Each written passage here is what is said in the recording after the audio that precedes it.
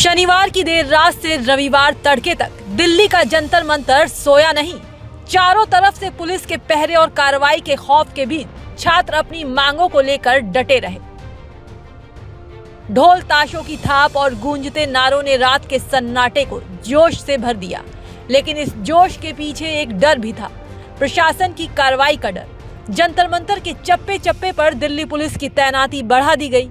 कई डिटेंशन बसें और वाटर कैनन की गाड़ियां मौके पर मुस्तैद कर दी गईं, जिससे साफ था कि पुलिस किसी भी वक्त एक्शन के मूड में आ सकती है। जब पुलिस की घेराबंदी बढ़ रही थी, तभी रात के अंधेरे में नगीना के सांसद चंद्रशेखर आजाद जंतर मंतर पहुंचे। चंद्रशेखर ने न सिर्फ छात्रों का हौसला बढ़ाया, बल्कि उनके साथ जमीन पर बैठकर पूरी रात बिताई।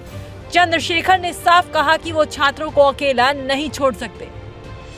भीम आर्मी चीफ बोले, इस बात की चिंता है कि अगर सामाजिक और राजनीतिक लोग वहां से चले गए तो छात्रों पर कार्रवाई हो सकती है। उन्होंने कहा, पहले भी कुछ अधिकारियों ने मुझे वहां से हटने की सलाह दी थी, लेकिन उन्होंने छात्रों के साथ रहने का फैसला किया। नगीना सांसद ने यह भी कहा कि आंदोलन में शामिल अधिकांश छात्र किसी बड़े राजनीतिक परिवार, उद्योगपति या प्रभावशाली घराने से नहीं आते। ऐसे में अगर उनके साथ बल प्रयोग होता है तो उनके लिए आवाज उठाने वाला कोई नहीं होगा। अपने संबोधन में चंद्रशेखर आजाद बोले, 20 जुलाई को प्रस्तावित मार्च में कोई भी व्यक्ति अपनी राजनीतिक पार्टी का झंडा लेकर न आए। उन्होंने कहा कि केवल महापुरुषों की तस्वीरें और राष्ट्रीय प्रतीक लेकर शामिल हों। यह आंदोलन छात्रों, शिक्षा और पेपर लीक जैसे गंभीर मुद्दों से जुड़ा है। इस आंदोलन पर किसी राजनीतिक दल की पहचान हावी नहीं होनी चाहिए।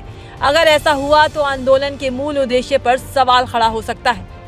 वहीं जंतर मंतर पर रात भर छात्रों के डटे रहने पर कॉकरोच जनता पार्टी के फाउंडर अभिजीत दीपके ने उनका आभार व्यक्त किया। क्या कुछ कहा, सुनिए। Thank you so much.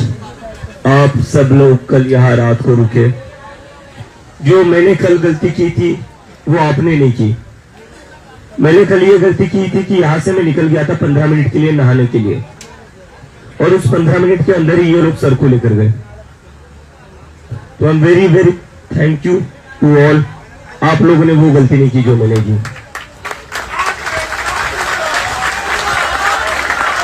आप लोग बने रहे यहाँ पर।